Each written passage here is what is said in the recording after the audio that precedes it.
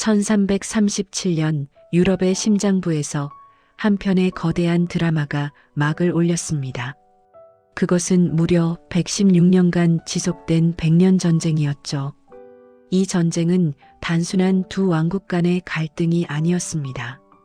중세 봉건제가 근세 절대왕정으로 탈바꿈하는 격동의 시대, 기사도가 화약과 장궁 앞에 무릎 꿇는 군사 혁명의 시대, 그리고 프랑스인과 영국인이라는 민족 정체성이 탄생하는 문화적 각성의 시대였습니다. 오늘 우리는 이 거대한 역사적 전환점을 통해 어떻게 한 세기를 넘는 전쟁이 유럽 전체의 정치, 경제, 사회, 문화 구조를 근본적으로 바꾸어 놓았는지 살펴보겠습니다. 백년 전쟁은 파괴와 창조, 절망과 희망이 교차하는 인류 역사상 가장 극적인 변곡점 중 하나였습니다. 일장 왕관을 둘러싼 야망, 전쟁의 뿌리. 백년 전쟁의 씨앗은 1328년 프랑스 왕 샤를 4세의 갑작스러운 죽음과 함께 뿌려졌습니다. 카페 왕조의 직계가 단절되면서 프랑스 왕위는 공석이 되었죠. 이때 잉글랜드의 젊은 왕 에드워드 3세가 대담한 주장을 펼칩니다. 자신의 어머니 이사벨라가 샤를 4세의 누이라는 점을 내세워 프랑스 왕위 계승권을 주장한 것입니다. 하지만 프랑스 귀족들은 이를 결코 받아들일 수 없었습니다. 그들은 살리카 법전을 들어 여성을 통한 왕위 계승을 금지한다며 발루아 가문의 필리프 6세를 새로운 왕으로 옹립했습니다. 이는 단순한 법적 해석의 차이가 아니었습니다. 프랑스 귀족들에게는 외국인, 그것도 영국 왕이 프랑스를 지배한다는 것은 상상할 수 없는 굴욕이었거든요. 그런데 이 왕위 계승 분쟁 이면에는 더욱 복잡하고 현실적인 이해관계가 얽혀 있었습니다. 먼저 경제적 갈등입니다. 영국의 주요 수출품이었던 양모는 프랑스령 플랑드르 지역의 직물 공업에 필수적이었습니다. 플랑드르의 부유한 상인들은 영국과의 무역을 통해 막대한 부를 축적했고 이들은 자연스럽게 영국 편에 서게 되었죠. 반면 플랑드르를 직접 지배하려는 프랑스 왕실의 의도와 충돌했습니다. 더 나아가 이 시기는 봉건제 자체가 근본적인 위기를 맞고 있던 시대였습니다. 십자군 전쟁의 종료, 상업의 발달, 도시의 성장은 전통적인 농업 중심의 봉건 사회를 흔들고 있었습니다. 영국과 프랑스 두 왕국 모두 중앙 집권화를 통해 왕권을 강화하려 했고 이 과정에서 서로의 세력권이 충돌할 수밖에 없었습니다. 특히 가스코뉴 지역을 둘러싼 봉건적 복속 관계는 양국 관계를 더욱 복잡하게 만들었습니다. 영국 왕은 프랑스 왕에게 가스코뉴 공작으로서 신하의 예를 표해야 했지만 동시에 독립된 왕국의 군주이기도 했습니다. 이러한 이중적 지위는 끊임없는 갈등의 원인이 되었죠. 마침내 1337년 필리프 6세가 가스코뉴를 몰수한다고 선언하자 에드워드 3세는 이에 맞서 프랑스 왕위에 대한 권리를 공식적으로 주장하며 전쟁을 선포했습니다. 한 세기를 넘는 장대한 드라마의 막이 오른 순간이었습니다.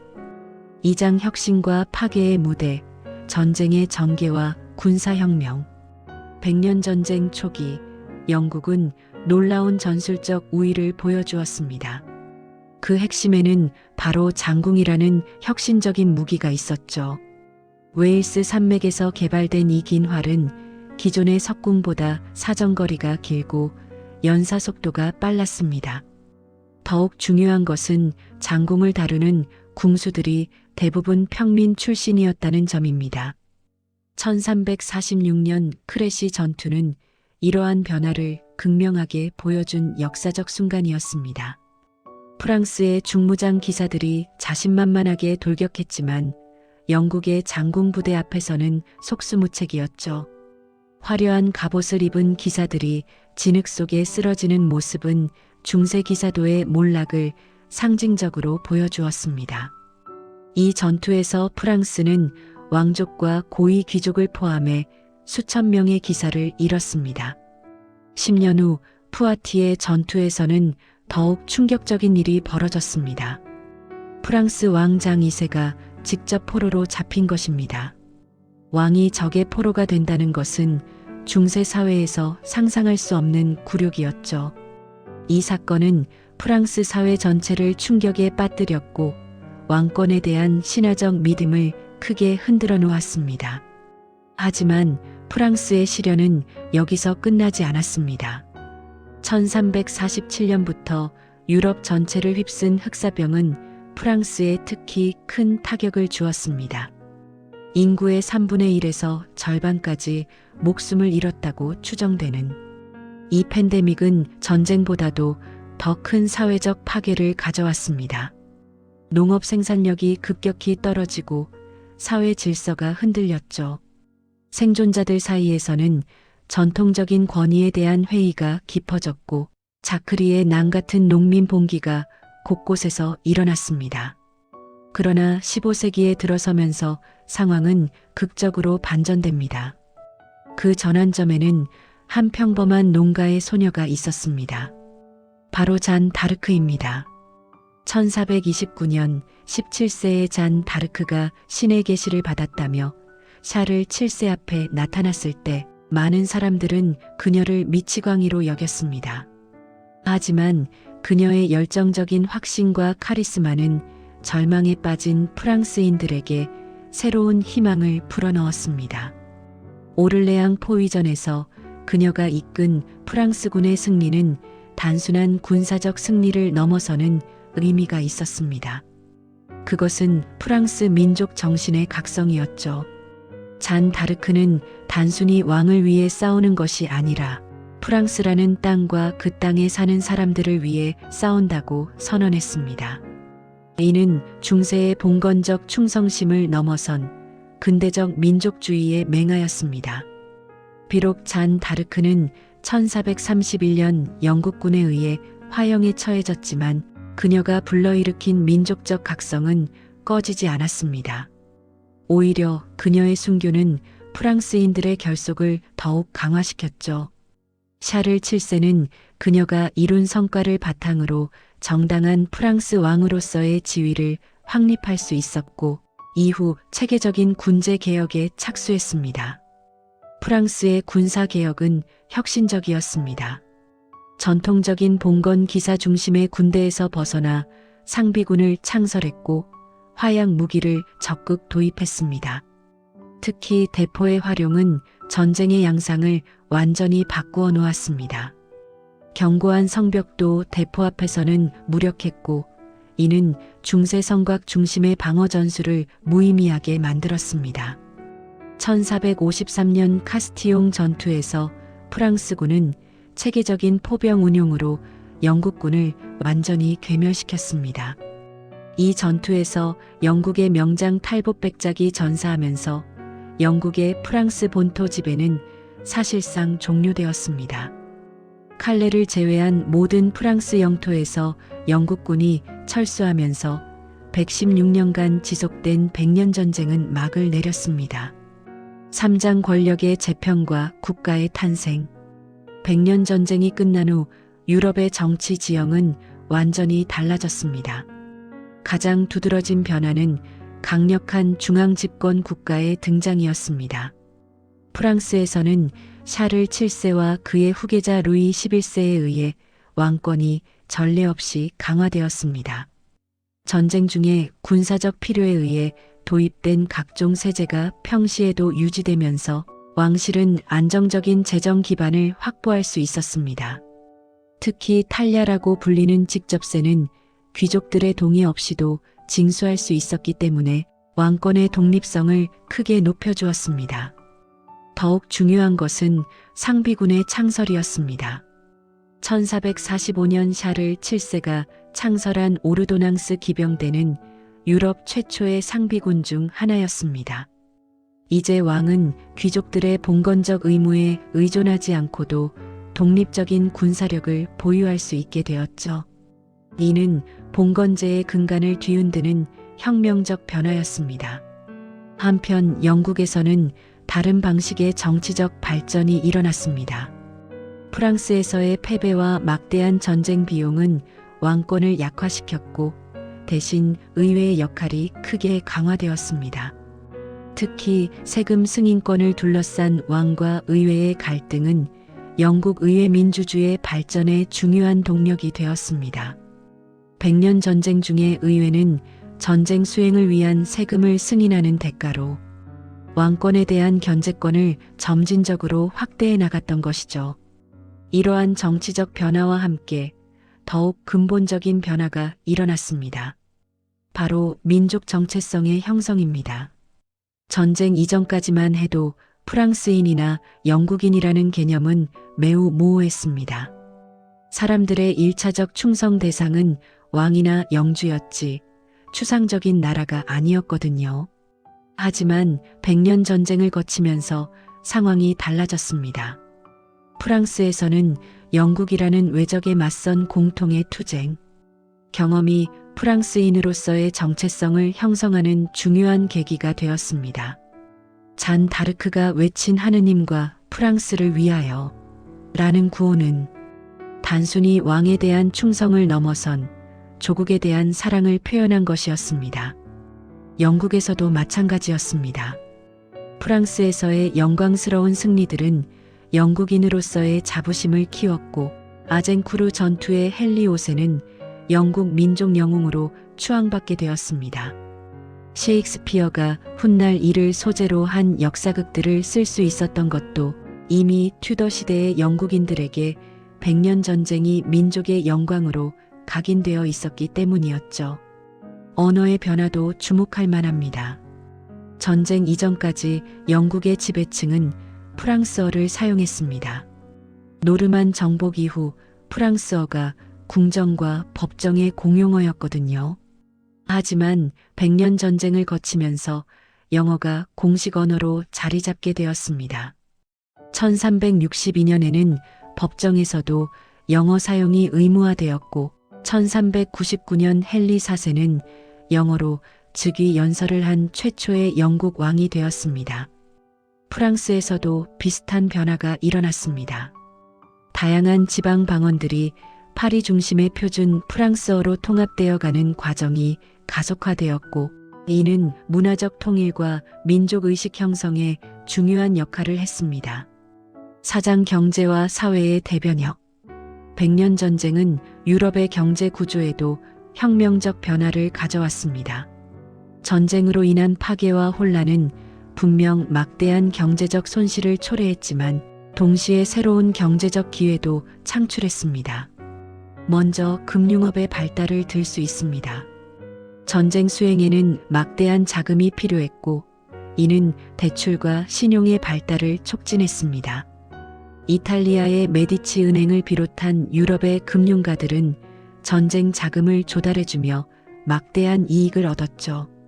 특히 영국의 에드워드 3세는 이탈리아 은행가들로부터 거액을 빌려 전쟁을 수행했는데 이는 근대적 국가 채무의 시초라고 볼 수 있습니다. 무역 구조의 변화도 주목할 만합니다. 플랑드르 지역의 직물 산업은 전쟁 중에도 지속적으로 발달했고 이는 북해와 발티해를 연결하는 한자동맹의 상업 네트워크와 결합되어 새로운 유럽 경제권을 형성했습니다. 영국의 양모, 프랑스의 포도주, 이베리아 반도의 올리브유, 북유럽의 목재와 모피가 복잡한 교역망을 통해 유통되었죠.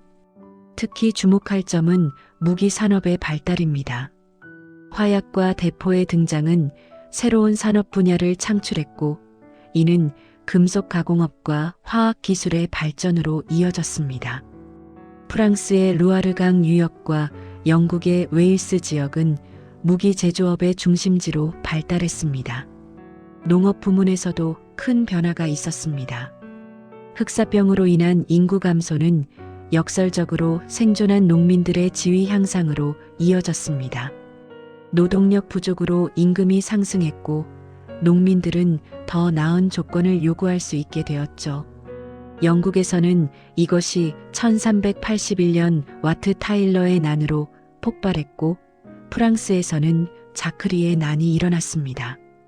비록 이러한 농민 봉기들은 진압되었지만 농노제의 점진적 해체라는 장기적 변화의 시작점이 되었습니다. 도시의 성장도 가속화되었습니다. 전쟁으로 인한 농촌의 불안정은 많은 사람들을 도시로 내몰았고 동시에 무역과 수공업의 발달은 도시 경제를 활성화시켰습니다. 파리, 런던, 부리에 같은 대도시들은 인구가 크게 증가했고 새로운 사회 계층인 부르주아지가 형성되기 시작했습니다. 이러한 경제적 변화는 사회 계층 구조의 변화로 이어졌습니다. 전통적인 기도하는 자, 싸우는 자, 일하는 자라는 삼분법적 사회 구조는 더 이상 현실을 반영하지 못했습니다. 상인, 은행가, 수공업자, 법률가 등 새로운 직업군들이 등장했고 이들은 기존의 신분제 틀 안에 들어맞지 않았습니다. 특히 법률가 계층의 성장은 주목할 만합니다. 복잡해진 행정과 외교, 상업거래는 전문적인 법률 지식을 필요로 했고 이는 대학 교육을 받은 전문 관료층의 등장으로 이어졌습니다. 이들은 훗날 근세 절대왕정 체제의 핵심 지지층이 되었죠. 오장 문화와 종교의식의 변화. 백년 전쟁은 유럽의 정신세계에도 깊은 흔적을 남겼습니다. 무엇보다 죽음에 대한 인식이 크게 달라졌죠. 흑사병과 전쟁으로 인한 대량 죽음은 중세인들의 세계관을 근본적으로 뒤흔들었습니다. 이 시기에 죽음의 춤이라는 예술 장르가 널리 퍼졌는데 이는 신분이나 지위에 관계없이 모든 인간이 죽음 앞에서는 평등하다는 메시지를 담고 있었습니다. 교황도, 왕도, 농민도 모두 해골의 모습으로 그려지며 함께 춤추는 모습은 당시 사람들의 절망적인 현실 인식을 반영했습니다. 하지만 동시에 새로운 종교적 열정도 생겨났습니다. 잔 다르크의 등장은 개인의 신앙 체험이 거대한 역사적 변화를 이끌 수 있다는 믿음을 심어주었습니다. 그녀가 주장한 하느님의 직접적인 계시는 교회 위계 질서를 우회하는 개인적 신앙의 가능성을 보여주었고 이는 훗날 종교개혁의 전조가 되었습니다. 또한 민족과 종교의 결합이라는 새로운 현상도 나타났습니다. 프랑스인들은 자신들이 하느님의 특별한 보호를 받는 민족이라고 믿게 되었고 영국인들도 마찬가지였습니다. 이러한 선민의식은 근세 유럽의 종교 갈등과 민족주의의 중요한 배경이 되었습니다. 문학과 예술 분야에서도 큰 변화가 있었습니다. 전쟁의 참혹함과 영웅적 행위들은 새로운 문학적 소재가 되었고 민족어로 된 서사시와 연대기가 활발히 창작되었습니다. 특히 잔 다르크의 이야기는 수많은 시와 연극, 그림의 소재가 되었죠. 교육과 학문 분야에서도 변화가 일어났습니다. 전쟁의 현실적 필요는 실용적 학문을 중시하게 했고 특히 지리학, 공학, 의학 분야가 발달했습니다. 또한 민족어의 지위 상승으로 라틴어 중심의 학문 세계에도 균열이 생기기 시작했습니다. 6장 유럽 질서의 재편과 근세의 서막. 백년 전쟁이 끝난 15세기 후반 유럽은 완전히 새로운 모습을 하고 있었습니다. 중세적 질서는 무너지고 근세적 질서가 자리 잡기 시작했죠. 가장 중요한 변화는 주권 국가 체제의 등장이었습니다. 프랑스와 영국은 명확한 국경선을 가진 독립된 주권 국가로 발전했고 이는 베스트팔렌 체제의 원형이 되었습니다.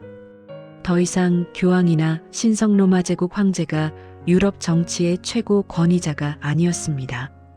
각국의 왕들이 자국의 영토와 신민에 대해 절대적 주권을 행사하는 새로운 질서가 등장한 것이죠. 군사 기술과 전술의 발전은 유럽의 세력 균형을 바꾸어 놓았습니다. 화약 무기의 보급은 거대한 성벽도 무력화시켰고 이는 봉건적 분권 체제를 불가능하게 만들었습니다. 이제 중앙정부만이 효과적인 군사력을 유지할 수 있었고, 이는 중앙 집권화를 더욱 가속화했습니다. 경제적으로는 자본주의적 요소들이 더욱 뚜렷해졌습니다. 국가 차원의 경제 정책이 등장했고, 중상주의의 초기 형태가 나타나기 시작했습니다. 각국은 자국의 경제적 이익을 보호하고 증진시키기 위한 체계적인 정책을 추진했죠. 사회적으로는 신분사회가 계급사회로 이행하는 과정이 가속화되었습니다. 출생에 의한 신분보다는 부와 능력이 사회적 지위를 결정하는 요인으로 부상했죠. 물론 이러한 변화는 점진적이었고 완전한 실현까지는 수세기가 더 걸렸지만 그 출발점은 분명히 100년 전쟁 시기였습니다. 종교적으로는 교회의 세속적 권위가 크게 약화되었습니다. 아비뇽 유수와 교회 대분열로 이미 타격을 받은 교황권은 각국 왕권의 강화와 민족의식의 성장으로 더욱 위축되었습니다. 대신 각국의 국왕들이 자국 교회에 대한 통제권을 강화했고, 이는 훗날 갈리아주의나 영국 국교회 같은 국민교회 운동의 기반이 되었습니다. 문화적으로는 휴머니즘과 르네상스의 토대가 마련되었습니다. 개인의 능력과 성취를 중시하는 사고방식이 확산되었고, 고전 문화에 대한 관심이 부활했습니다. 잔 다르크 같은 평범한 출신의 개인이 역사를 바꿀 수 있다는 믿음은 인간의 가능성에 대한 새로운 인식을 심어주었죠. 7장 100년 전쟁이 남긴 유산과 교훈. 100년 전쟁이 유럽 역사에 미친 영향을 종합해보면 그것은 단순히 두 나라 간의 갈등을 넘어선 문명사적 전환점이었습니다. 첫째, 근대국가 시스템의 탄생입니다. 명확한 영토와 주권, 상비군과 관료제, 조세 시스템을 갖춘 근대적 국가의 원형이 이 시기에 형성되었습니다. 이는 이후 500년간 유럽을 지배할 베스트팔렌 체제의 기초가 되었죠. 둘째, 민족주의의 등장입니다. 프랑스인과 영국인이라는 민족 정체성이 형성된 것은 근대 유럽사의 가장 중요한 변화 중 하나였습니다. 이러한 민족의식은 이후 유럽의 정치적 발전과 갈등의 핵심 동력이 되었습니다. 셋째, 군사혁명과 기술 발전입니다. 화약 무기의 도입과 전술의 혁신은 단순히 군사 분야에만 국한된 것이 아니라 사회 전체의 권력 구조를 바꾸어 놓았습니다. 기술이 사회 변화의 동력이 될 수 있다는 것을 보여준 최초의 사례 중 하나였죠. 넷째, 경제 시스템의 변화입니다. 화폐 경제의 확산, 금융업의 발달, 국가 재정의 체계화 등은 근대 자본주의 발전의 중요한 전제 조건이었습니다. 다섯째, 사회 구조의 유동화입니다. 고정된 신분제 사회에서 능력과 부에 기반한 사회로의 이행이 시작되었습니다. 이는 개인의 사회적 이동 가능성을 열어주었고 근대적 개인주의 형성에 기여했습니다. 하지만 100년 전쟁의 유산이 모두 긍정적인 것만은 아니었습니다. 민족주의는 후에 배타적 민족주의와 제국주의로 발전하기도 했고, 강화된 국가 권력은 때로는 개인의 자유를 억압하는 도구가 되기도 했습니다. 또한 전쟁의 참혹함과 폭력성은 이후 유럽의 군사 문화에 깊은 영향을 미쳤죠. 그럼에도 불구하고 100년 전쟁은 유럽이 중세에서 근세로 이행하는 결정적 계기였습니다. 이 전쟁을 통해 유럽인들은 변화가 가능하며 개인과 집단의 노력으로 역사를 바꿀 수 있다는 것을 배웠습니다. 잔 다르크의 용기, 헨리 5세의 리더십, 샤를 7세의 개혁 의지는 모두 인간의 의지력이 역사의 흐름을 바꿀 수 있음을 보여주었습니다. 에필로그. 역사의 거울 속에서 100년 전쟁이 끝난 지 570여 년이 지난 오늘, 우리는 이 거대한 역사적 사건에서 무엇을 배울 수 있을까요? 무엇보다도 변화의 불가피성입니다. 14세기의 유럽인들도 자신들이 살던 중세적 질서가 영원할 것이라고 생각했을지도 모릅니다. 하지만 역사는 끊임없이 변화하며 그 변화는 때로는 예상치 못한 방향으로 전개됩니다. 잔 다르크라는 평범한 농가의 소녀가 역사를 바꾼 것처럼 변화의 주체는 반드시 기존의 권력자들만이 아닙니다. 둘째로 기술과 사회 변화의 상호작용입니다. 장군과 화약이라는 기술적 혁신이 봉건제의 몰락을 가속화한 것처럼 기술의 발전은 사회 구조를 근본적으로 바꿀 수 있는 힘을 가지고 있습니다. 오늘날 우리가 경험하고 있는 디지털 혁명도 이와 비슷한 맥락에서 이해할 수 있을 것입니다. 셋째로 정체성과 소속감의 중요성입니다. 100년 전쟁을 통해 형성된 민족 정체성은 사람들에게 강력한 동기와 결속력을 제공했습니다. 오늘날 글로벌화 시대에도 사람들은 여전히 소속감과 정체성을 갈구하며 이는 정치적 동원의 중요한 자원이 되고 있습니다. 넷째로 위기와 기회의 양면성입니다. 흑사병과 전쟁이라는 거대한 위기는 분명 막대한 고통을 가져왔지만 동시에 새로운 기회와 가능성도 열어주었습니다. 역사는 직선적으로 발전하는 것이 아니라 위기와 기회가 교차하며 나선형으로 발전한다는 것을 보여줍니다. 마지막으로 개인의 선택과 의지의 힘입니다. 잔 다르크의 결단, 헨리 5세의 리더십, 에드워드 3세의 야심은 모두 개인의 선택이었지만 그 파급 효과는 유럽 전체를 바꾸어 놓았습니다. 이는 거대한 역사적 흐름 속에서도 개인의 선택과 행동이 얼마나 중요한지를 보여줍니다. 100년 전쟁은 끝났지만 그것이 제기한 질문들은 여전히 유효합니다. 어떻게 다양한 집단들이 평화롭게 공존할 것인가? 기술의 발전을 어떻게 인류의 복리를 위해 활용할 것인가? 개인의 자유와 집단의 안정을 어떻게 조화시킬 것인가? 이러한 질문들에 대한 답을 찾는 것이 바로 우리 시대의 과제일 것입니다. 역사는 과거의 기록이지만 동시에 미래를 위한 지혜의 보고입니다. 100년 전쟁이라는 거대한 역사적 사건을 통해 우리는 인간 사회의 복잡성과 역동성 그리고 변화의 가능성을 배울 수 있습니다. 중세의 종료와 근세의 시작을 알린 이 전쟁은 오늘날 우리가 직면한 변화의 시대를 이해하는 중요한 열쇠가 될 것입니다. 끝까지 들어주셔서 감사합니다. 구독과 좋아요는 제작하는데 큰 힘이 됩니다.